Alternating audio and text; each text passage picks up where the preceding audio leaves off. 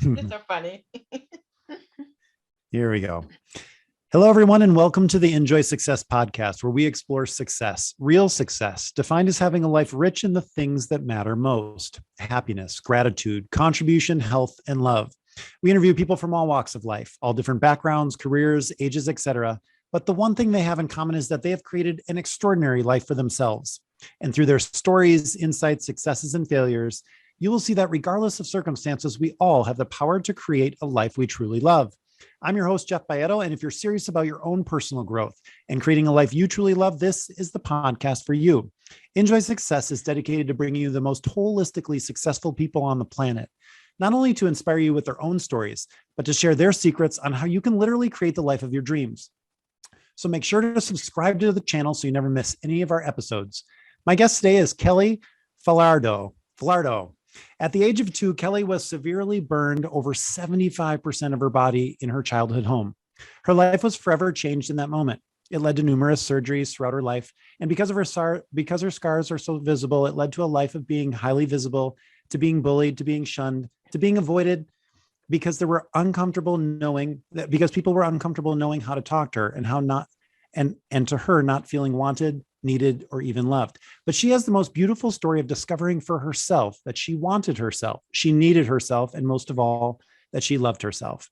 Her story is about finding and ultimately owning the truth of who she was, a powerful, beautiful woman inside and out.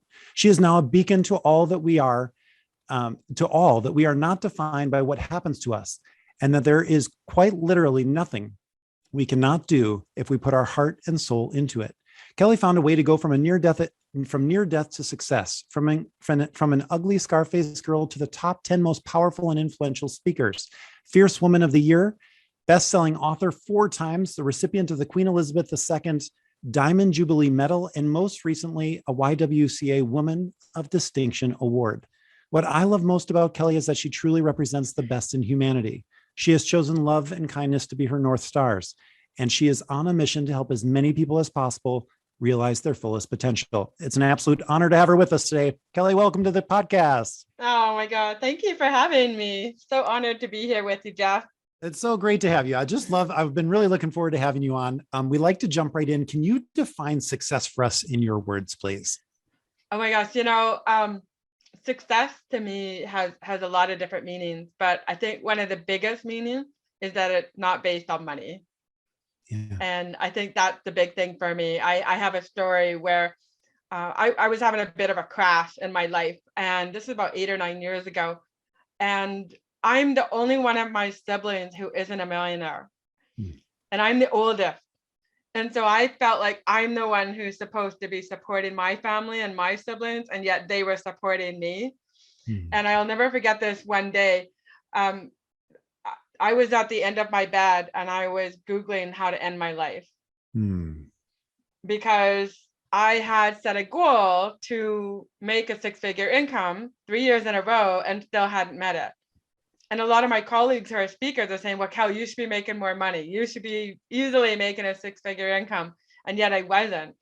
And so it was kind of interesting because I got this coach and she said to me, Kel, I think the reason that you don't value yourself is because you're not making the money you want to make. And I went like, oh, it hit me right here in my chest, right? Because it was true. I had wanted to make a 6-figure income and I hadn't met it. And she said, you know what? You have to, don't call me back until you know what value is. I was like, what is value? Right? What is value? What is value? What is success? Right? What is self-worth? Like, what is that? And I got thinking and I thought, my book is over in Africa teaching kids about self-esteem, right? And then I got thinking about how I coached another friend of mine to write a book, become a best-selling author, and now he was coaching people, and all these books are being made, and all these people's stories are being made and being put out in the world. And then I thought about how I had found one of my high school buddies, and his family hadn't seen him in 25 years. They told him, don't come back unless you're sober. And he was an alcoholic. And he was actually in a whole nother country. And I was looking for him for our family or high school reunion, found him and connected him with his family. Mm. And so I wrote pages and pages of all these things I had done. And the next day I went and read them. And I said to myself, who is this chick? I've got to know her. Oh. Like, she's pretty incredible, Mm. right? And so I sent my homework to my coach and booked a call with her. And she said, I think you get it. Your value is not in the money you make or don't make. Your value is in your acts of service and the things that you do to this world. So that to me is what success is about. It's not about money, not about how much money we make or we don't make, because a lot of times what happens is someone who's working at McDonald's and making $8 or $9 an hour or $10 an hour doesn't feel like they're as valuable as the woman lawyer who's making $500 an hour. Yeah. Right. And yeah, the person that's maybe making 8 or 10 or $10 an hour is maybe doing all this charity work and helping people in a bigger way than the person who's making more money. So that's my message, is that it's not about the money. Yeah. I love it. And I think, I mean, we fall prey to that, right? Like in our society, especially here in the United States, in the West, it's always so blatantly put in front of us, the material success. And even if we know, like, I think as you did that exercise, we probably know, if we got quiet enough, that what we really value are things outside of money, that money might, create some more experiences or security. But unfortunately, I don't know too many people who have actually gone through that exercise, like you just mentioned, like really defining the value that they bring into life. Do you find, as you coach and work with people, and now too, is that something that people have done for themselves, or do they all kind of like, do people run into like, oh, I should do that? Or what's your been your experience? It's interesting because I've actually never asked my clients to do that, but I should. I should ask them, is to find out where your value is, because we're so focused on money. Yeah. And the person who's not making a lot of money feels like crap a lot of times because they're comparing themselves to the person who is making a lot of money. And that makes it hard, right? Because you feel like you're not good enough. Right? We're always comparing ourselves. It is that, there's that famous quote that says comparison is the thief of joy. Yes. When we start to compare, we really can quickly lose any sense of joy or happiness that we have, because there's always someone who's better, faster, making more, whatever the case is. And so what I hear in this is, if all of us would start, whether we're building an organization, working on our relationships, just wanting to take our life to the next level in any area, if we could start to look at the value we are, or that we bring, how would you phrase that? Like, what would the exercise be, if people wanted to take that on as a little bit of homework? I think it would just be, what is your value? What are the things that you've done in life? Right? Like, I even look at some of the people that I've connected, right? You know what this is all about. You connect people and then all of a sudden they're doing magical things together. Yeah. And it's all because we put 2 and 2 together, and all of a sudden all these incredible things are happening. And so to me, it's just about thinking about, what have I done? And think about the ripple effect of what that has done for other people, or the domino effect. Right? Yeah. That's what was coming to mind. And I think we don't often see that, right? Like, but it's that doesn't mean it's not true. And the fact that if we could take stock and say, like, putting 2 people together, that's a really good example. I think a lot of people are very gifted at connecting people. And then all of a sudden a relationship and something happens, and then more things happen. And that starting point, tipping that first domino, like there was a huge value in that. And that conversation, I could see, as you were telling the story again too, all of a sudden it becomes like, well, who is this amazing person? And I find that a little bit interesting too. Like, when we write about ourselves, or if we take stock, it's almost like we haven't integrated any of that stuff. We don't actually give ourselves credit for a lot of the good that we're doing along the way. Is that something that you're totally true? Because well? yeah, absolutely. We don't give ourselves credit, because if we actually really looked at it, we would be considered bragging about ourselves. And we don't want to brag about ourselves, because we can't brag about ourselves. That would just be wrong, to brag about ourselves, right? And so what I've had to do is change the word from brag to embrace. right? So we're not bragging about ourselves. We're embracing who we are and what we've done, because it's really hard for me to look at even my bio, because, I've got the Woman of Distinction, I've got the medal from the Queen, I've got been nominated Entrepreneur of the Year, and, Global TV named me as most inspirational person of 2020, and all these incredible things. And I'm like, no, I'm not all that, right? I'm right, because we don't want to look like we're bragging. Okay, now this is very interesting, because even still for you, that's even in 2020, as you receive that, that's still something that you're hesitant, right? Because of that. Is it because of the feeling, I don't want to come across like I'm bragging? Is that? And in fact, my two biggest awards that I won in 2013 was the Woman of Distinction with the YWCA and the medal from the Queen. Well, my daughter went and accepted both of those awards for me, because it was more important for me to go and speak to the people that I was speaking to and share my story and help them than it was for me to accept an award for myself. Now, do you find, again, it feels a little bit right out of balance, right? Like that's wonderful that you have that desire to always be helping. But again, is part of your message, part of what I hear you saying is it's important that at times we receive. Right. Absolutely. It's definitely important that we receive also and recognize and celebrate our difference or our successes. So if you could, would you go back and receive those awards in person? No, I wouldn't. No, because the one event that I was speaking at, I was in the opposite end of Canada, and it was to a group of homeless women that were living in women's shelters. So to me, it was more important to help those women than for me to accept an award for myself. And same with the second award, same thing. I was doing a speech to 100 women. So that to me was way more important than accepting an award for me. Yeah. So that really was, again, in those places, your heart was, I can make a difference here more. And so that was an easy choice for you. Totally got it. Now you've written, your journey is just so incredible. And I'd like to ask you, so that definition of success that you just shared with us, so beautiful, seemed to have come relatively recently in the last decade or so. Is that accurate? Yeah, very true. It actually happened after my divorce. Okay. Believe it or not. Yeah, no, well, no, I do believe it. I think it's something that evolves right over time. And often there's big situations or circumstances that end up causing us to really think about it. And in this case, having that coaching moment and that experience where it's like, or on the other side, also not feeling like you wanted to continue. And then you have this coach. And then, so there always does seem to be often there's a big reason to really clarify that. Can we go back a little bit earlier? So growing up, what did you see as success, and what was kind of like, how did you define it? You have such a unique upbringing and childhood. How did you look at success?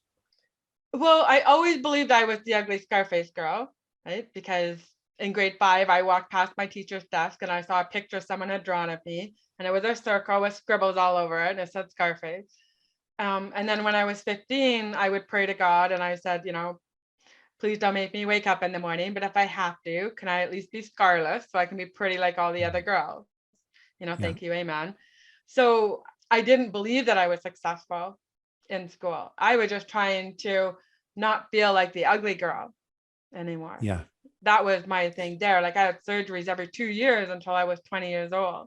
Yeah. So growing up in school, that's what I was struggling with. It's like, I just wanted my scars to be gone. And I just wanted to be loved and accepted. And that's where I want to kind of touch in, is you've gotten that self-love. Can you take us through a little bit of maybe some of the things that worked for you, or how did you start to get into that journey of self-love? Sure. So of course I didn't ever think I would ever get married or have kids, because, I believe that, it was only the beautiful girls that ended up with husbands. Right. And me being scarred, there's no way that I would ever have a husband, but I did end up getting married and had 3 beautiful kids. And I'll never forget this one day. We went to a garage sale and this lady says to me, they couldn't do better than that. And I was shocked. I was like, oh, if only she knew what I've been through. right? If only she Mm, knew that all the surgeries I've had, like every 2 years till I was 20, mm, I'd spent a month of my summer holidays in the hospital. mm. Like if only she knew, about the tragic fire and when it happened. And I was like, so I said to her, I said, you know what? I happen to think I look pretty damn good. And I turned around and I walked away and I never saw her ever again. Mm. And I said to myself, why am I letting a complete stranger take my power away? Yeah. Because I'm never going to see her again. Right. And yet we place so much emphasis on when people are looking at us and we're so worried about what everybody thinks about us. And so Yeah. I'll never forget, shortly after that, I was actually in my 40s when this happened. Yeah. And so shortly after that, I said, I'm done. I'm done. I'm done feeling like the ugly girl. I cannot do this anymore. Mm. And so, you know how it is, Jeff. They say, go look in the mirror and tell yourself how beautiful you are, and you'll believe it eventually. If you say it enough times, you'll believe it. Well, I don't believe that for 1 second. If your brain doesn't believe it, you're not going to be able to convince yourself it's true. So instead of going in the mirror and saying, I am beautiful, because of course my, negative head base would say, well, no, you're not. You're covered in scars. This time I went in the mirror and I said, I happen to love my big, beautiful green eyes. Mm. And I didn't hear that negative voice because it's true. I Mm. believe I have big, beautiful green eyes. Yeah. Then I looked at my nose and I said, you know what? I happen to love my cute little nose. Mm. And then I looked at my mirror again. And this time I looked at my ear. Now my ear it's a deformed, ugly ear, right? But I said, you know what? I happen to love my cute little ear. It makes me Mm. special. It makes me different. It makes me unique. And then I looked in the mirror one more time. And this time I looked at my turned around, looked at my butt, and I said, you know what? I do have a cute little hot ass. And Mm. and I wasn't bragging. I was embracing myself. Yeah. And then next time I looked in the mirror, all I saw was all the things that I loved about me instead of my ugly scars. And so Wow. that is something that I teach, when I speak about self-love or being beautiful, that's something that I teach is we are so quick to judge ourselves when we look in the mirror and we pick out everything we hate about ourselves instead of the things we love about ourselves.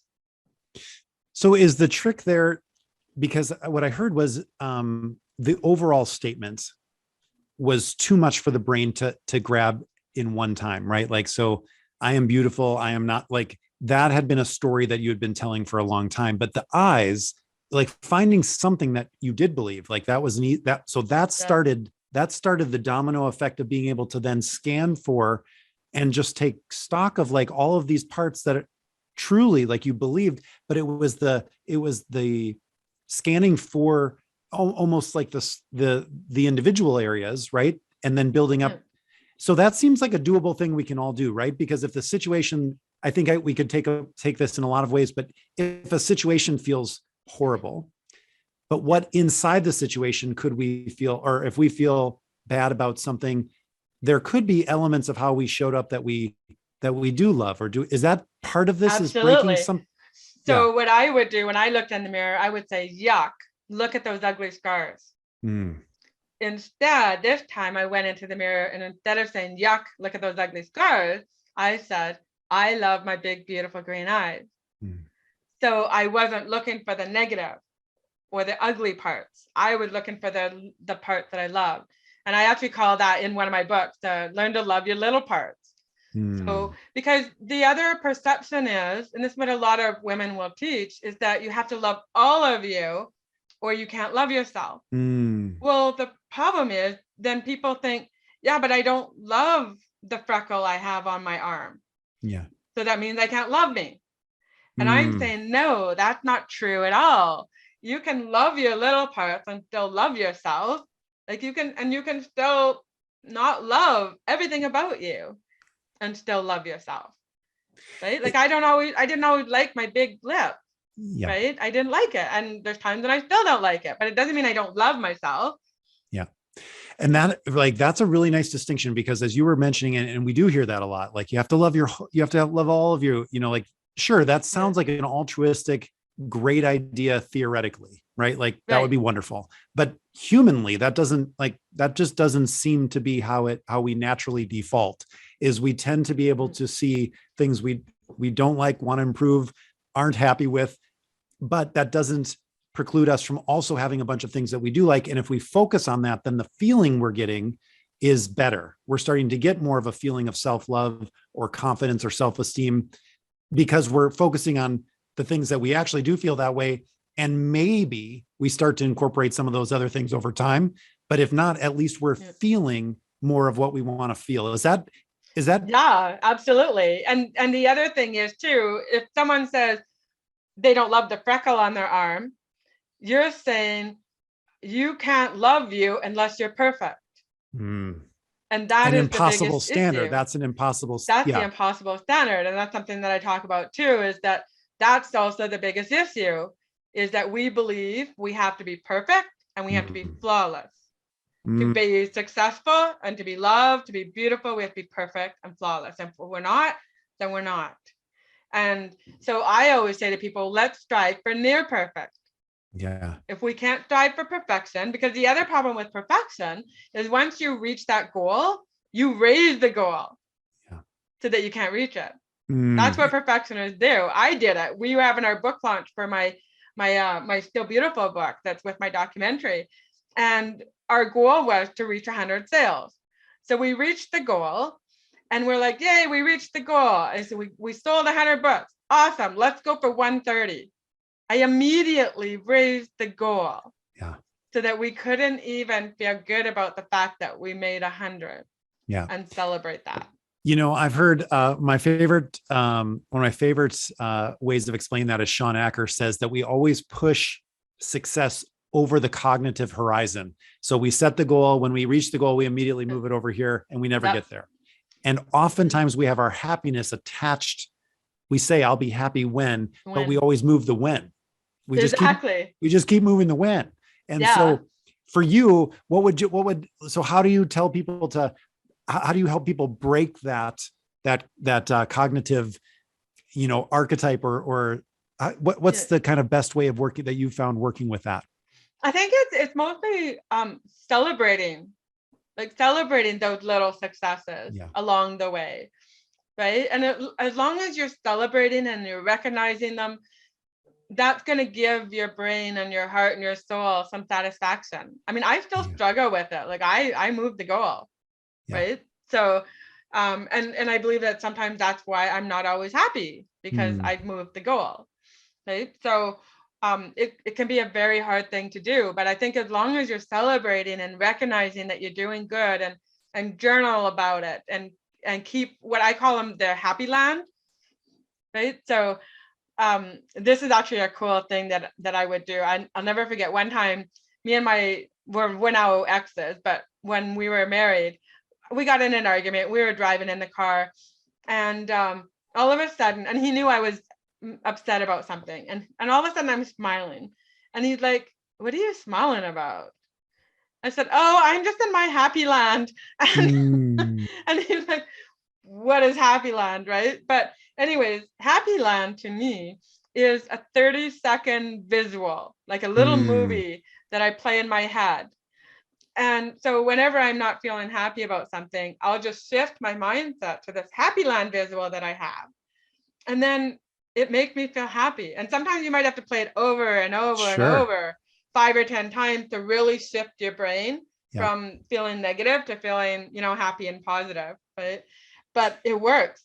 Well, and I love that, because I think when we realize that we actually we have the power to change our state, like there's a freedom that comes in that, and a power and empowerment, that a feeling of empowerment that is pretty hard to beat, where the external world, we get in an argument, we have something happen that we don't like, and we feel it. And then consciously we choose, in this case, to go to happy land, or we choose to run something through our mind until we feel differently. And therein lies like kind of the holy grail of life, right? Like if we could choose how we want to feel, and if we could create that just by thinking about something that we chose to think about, well, now we could have a great day every day, or we could have, right, a feeling of connection or fulfillment or whatever that was by Totally. running, whether it's, and I wonder, have you played, so you have a happy reel. Do you have a, have you ever played with other emotions, fulfillment or connection? Do you have other reels if you wanted to feel other states? No, I just make sure that I have written down all my happy land moments. So when I've made somebody into a best-selling author, I mean, that gives me that physical feeling of happiness, right? And so I'll write that down and I'll remember it. Like one time when I was dating, this guy came and he picked me up in his red convertible Porsche, and we went and got some lunch, and we got a bottle of wine and went for a little picnic. And you know, when I was going through my divorce, and my ex-husband would make me upset about something, I would think about that happy land visual. And it was just like, oh my God, this works. This works, Yeah. right? Like all of a sudden, me just talking about it, and I can feel myself, my energy change, and I get elevated about it. And it's just, that's the thing, is a lot of times people don't think that emotions are controllable, Yeah. if that makes sense. Yeah. And that proved it to me. And I'll still remember too, because I'm a speaker, like I always feel like I have to be in a positive state. And so when I was going through my divorce, my ex-husband would text me or phone me, and if instantly I would be angry and I'd be upset, and I'd be like, okay, this has to change. I can't be this way, because I couldn't even, like if I was going on stage and had to speak at noon, I could not even look at my phone for the morning, because he might throw off my emotions and I need to be at my best. So Yeah. anyways, I changed his name on my phone and I changed it to Poor Soul. And so then the next time he texted me and I looked at my phone and it says, Poor Soul. What does Poor Soul want? Ah, I wonder what Oh. Poor Soul wants. And there were more compassion there, and there was just a totally different energetic that you Yeah, experienced that with. That's awesome. I know. And I mean, now his name doesn't trigger me anymore. So now I can, on my phone, his name Sure. is his name, right? But for a couple years through my divorce, I had to actually have his name as Poor Soul. And then it didn't trigger anger in me. So It's genius because, right, we're creating context, right? And in that, if you were holding that, this is, again, it's a soul that needs help, and it's wanting something and not getting it and taking it out on me or whatever the case is, but that's a different context than, receiving all the anger or receiving the whatever the other things that could come along with that. Now we can do that. And I think that what you're really hitting on is one of the secrets of life is, if our emotions, if our experiences dictated by what's happening outside, we're a victim. Pure and simple. Like by definition, we are at the whims of whatever's happening outside of us.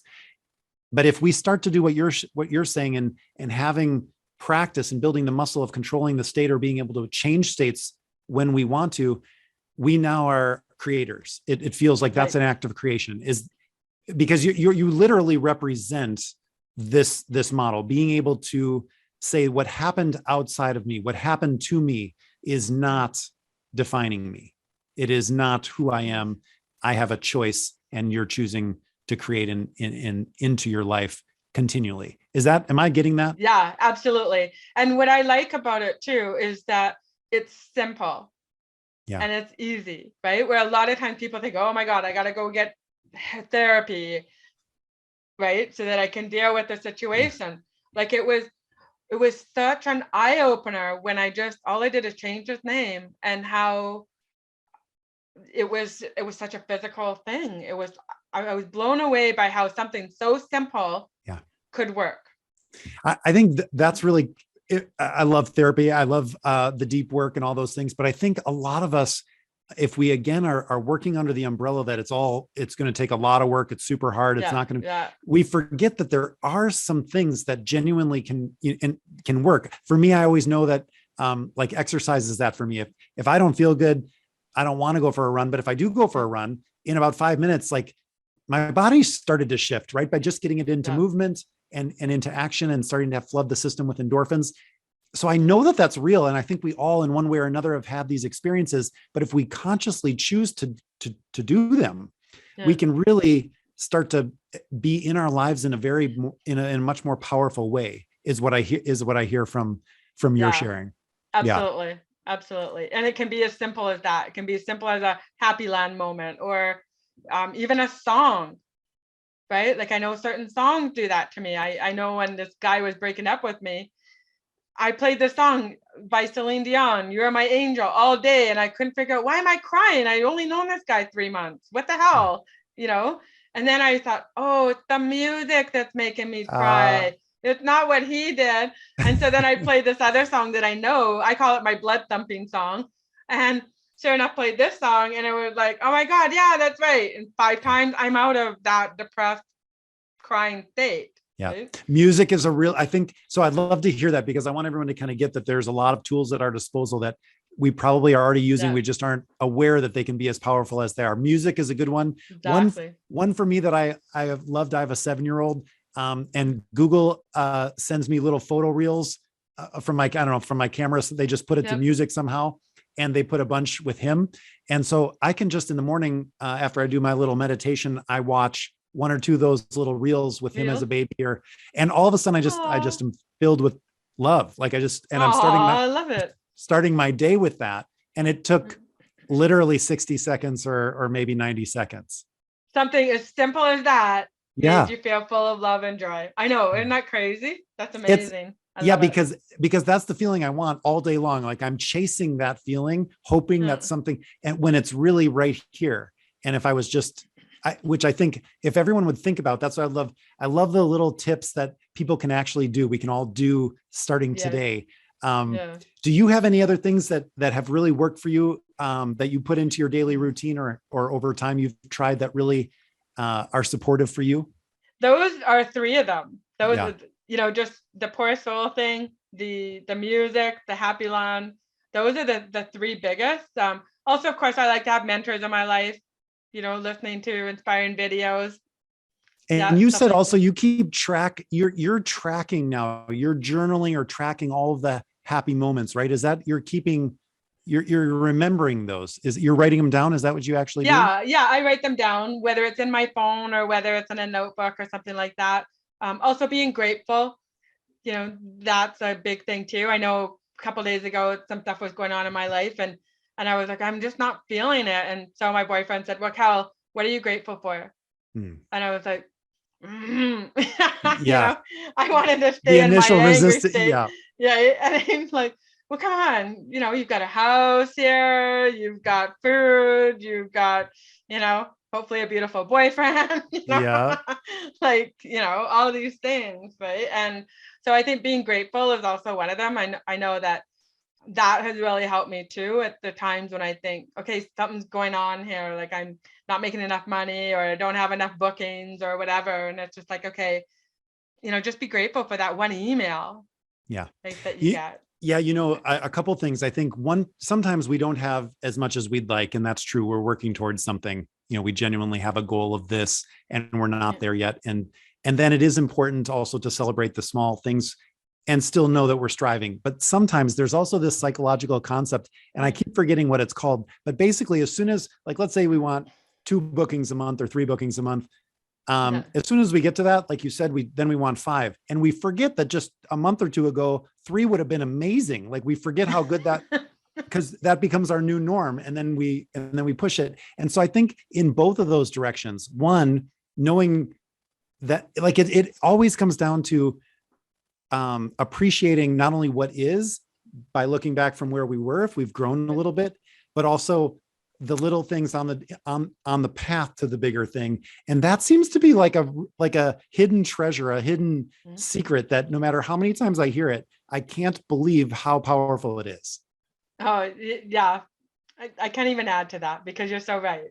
You know, um, yeah, no, it's true. We tend to move the goalpost. Yeah. So I do want everybody to know a little bit more about the life you've created for yourself. Now there's the documentary is where is the documentary? Well, right now it's called Still Beautiful, and they actually recreated my life.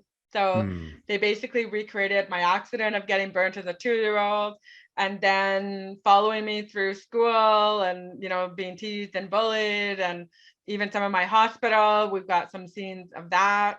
And then me speaking on stage to 3,000 teenagers. And yeah, and so it's a beautiful documentary, and they did a fantastic job with it. Right now, it's only available in Canada, but we now have a US distributor.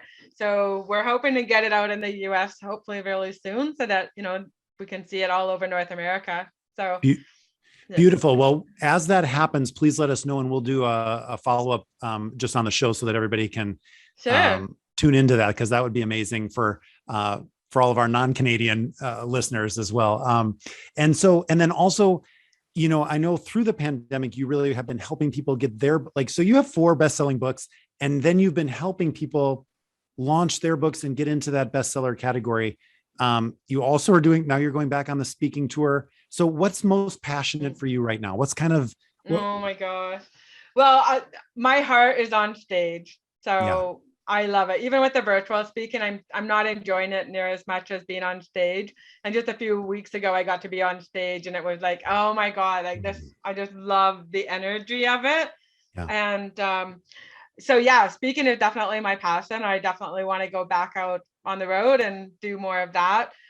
When COVID hit, I lost all of that. So then I just went full-time right into coaching people and writing books and becoming best-selling author.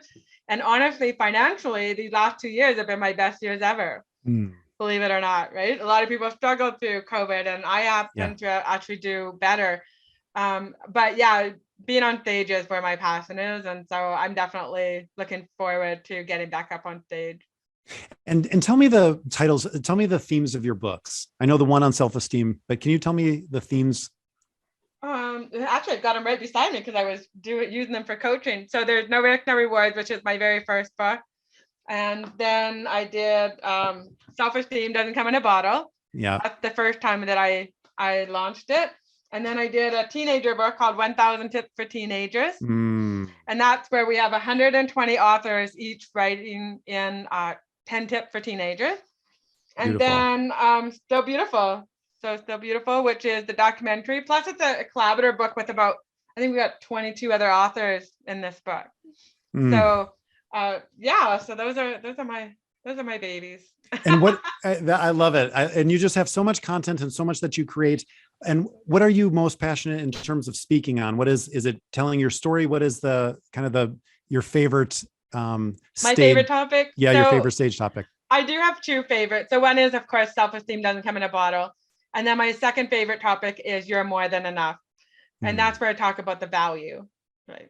Beautiful. And I do want to, I think self-esteem is one of those things that's almost universal in terms of need and desire for most of us. I know that we'll make sure everyone has access to all, or knows where to find all of the books, but could you, I've been reading that one. Can you give us just a little bit of the insight that you, as you wrote that, and as you kind of were putting pen to paper, just the baby step, where's a starting point for people to start to grow into a stronger sense of self-esteem? So the first thing is to quit calling yourself names. When you look in the mirror, what are you calling yourself? Right? Because if you call yourself a loser, or you call yourself ugly, or you call yourself stupid, or not good enough, or not smart enough, then all you're doing is beating yourself up. But if you go in the mirror and you say, you know what, I am smart, or I am whatever you want that to be, then you are going to improve your self-esteem just by doing that.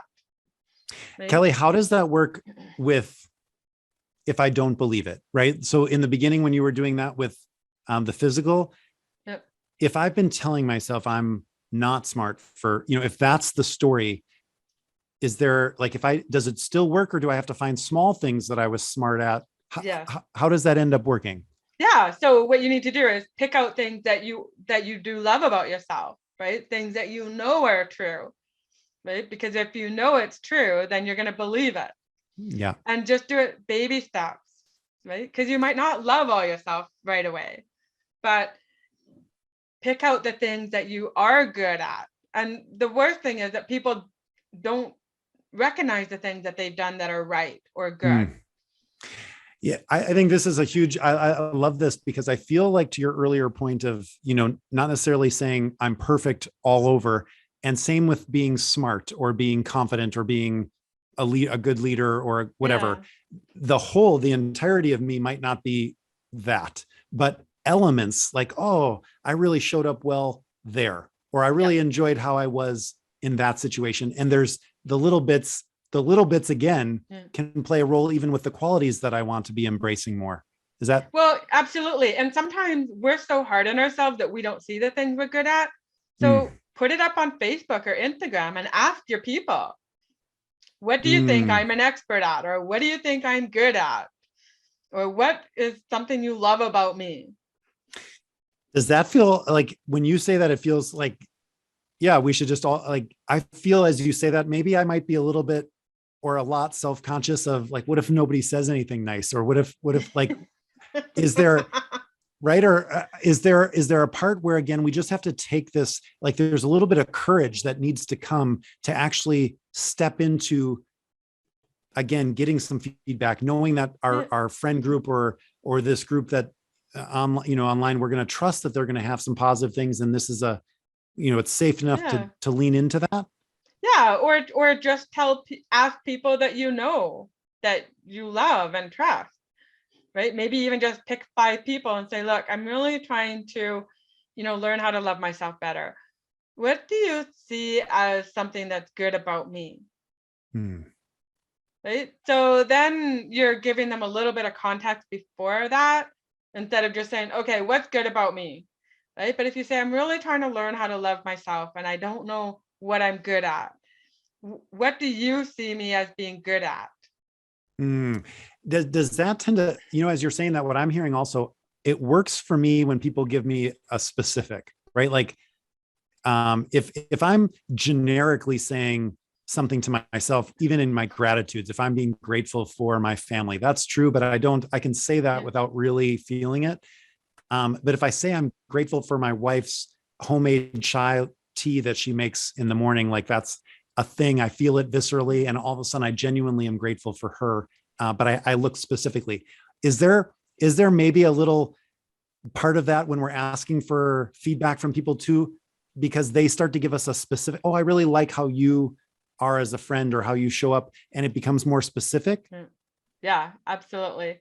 And even for me too, I had to evaluate, being that I was a speaker, it was like, okay, what else am I good at? Hmm. And so, and I don't know how I came up with this. I don't know if a coach said this to me or if it was just me, but I remember someone saying, pick what are the 5 questions that people always ask you? Hmm. Because if they're always asking you the same thing, then that's what they consider you an expert at. Hmm. So what was happening is over the past 10 years, people were saying to me, Kelly, how did you write a book? And I just thought, well, it's easy, right? Just write it and put it on Amazon, right? I Hmm. forget that there's actually 20 steps, in between there, right? Yeah. Um, so I noticed that people were always asking me that. The other thing people were asking me is, how, like, how do you become a speaker? Because they want to become a speaker, Yeah. right? And so when you realize what people are asking you, you know that, oh my God, they know I'm an expert at this. Hmm.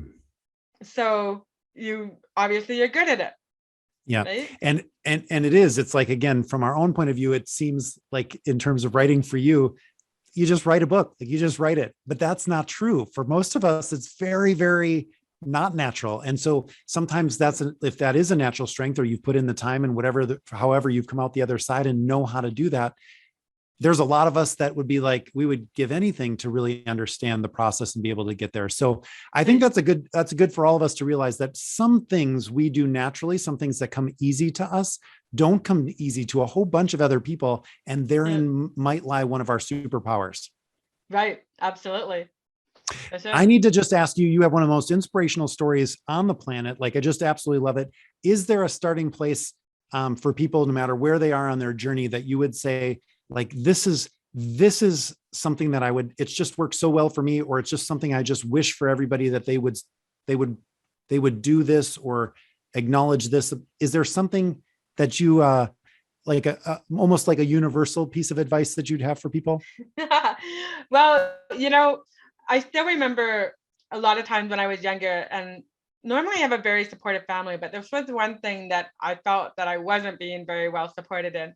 And I remember my grandma saying, your dreams will never come true. Hmm. And so I made up a quote, and the quote is this: dreams are meant to be found, not tucked away in dreamland. Hmm. And so I just really wish that if people have a dream of something they want to do or accomplish or see or be, you can. You just have to, put it inside your heart and just take one step forward. And Hmm. every day take one more step forward, and your dreams will be found. Oh, I just absolutely love that. And I'm so glad personally that you had the courage, you had the inner fortitude, whatever it was about you that could have someone like your grandma say that to you, and you say, no, that's not going to be my experience. And then create a reality where literally the Queen of England and all these, I mean, like literally, like you're being recognized for the power of creation, of all the talents that you have, of the message that you're bringing to, like all of that. Thankfully, your dreams are continually being found. So I'm so glad you're living into that. And you're such a good example for all of us to be reminded that that's possible as well for us. Right. Yeah, absolutely. So yeah, Go ahead. we're going to head into the home stretch here. I want to make sure you have time to get to your coaching group, but I do want to, before we do that, I want to make sure everyone knows the best places to find you, where they can connect, where they can find your books. Where are the best places to get more of you? So more of you is definitely, Amazon has my books. So if you search for Kelly Falardeau, all my books will come up. kellyfalardeau.com is my main website. And for those of you who want to write a book, I have coaching programs available, and I actually have a free gift for all your listeners too. And Awesome. so they can go to 7stepsauthor.com, and that's where they can download a blueprint so that they can learn how to publish a book in 7 easy steps. So. Beautiful. I just love how successful people always are giving. Like there's just so much giving in the nature of really successful people, in my opinion. So thank you for that. You're very welcome. And in a moment, I'm going to ask if you have any final words for our audience. But before I do that, I want to thank you so much for joining us today. As I mentioned, I was really excited to have you on. Our audience. We have a lot of amazing people that have shared some time with us, but what I think your message is one of my favorites around is just that we get to choose. We actually get to choose what we believe. And that if we will take the time to really learn who we are, do the exercises, do the work, we'll find that there's someone really beautiful that is us. And then that beauty starts to become creative power and relationship power and business power and all these things that we really do have dreams of doing, but often we're just, again, had bought into the false belief that we couldn't do it. We weren't good enough for whatever reason. We didn't have the belief in ourselves. And you represent the other side of that. It just, yeah. So I'm super grateful for the example you are in the world of possibility. So thank you for being you. And any final words for our audience, Kelly?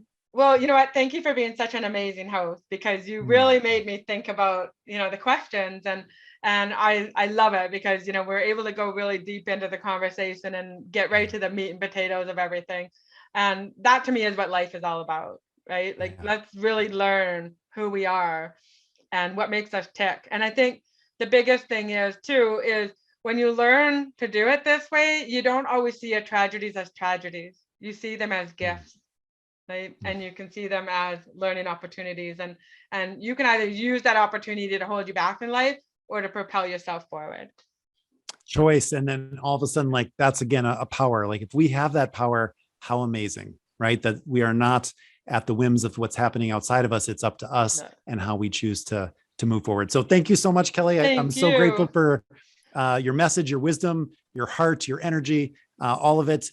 So thank you so much for being with us today. And thanks to all of you who are with us week in and week out. I'm Jeff Baedo, your host, reminding you that you're awesome and that the world is a better place with you in it, and that you were absolutely designed to be enjoying success. Thank you. And we'll see you again next week. Thanks, Kelly. You're welcome. Thank you.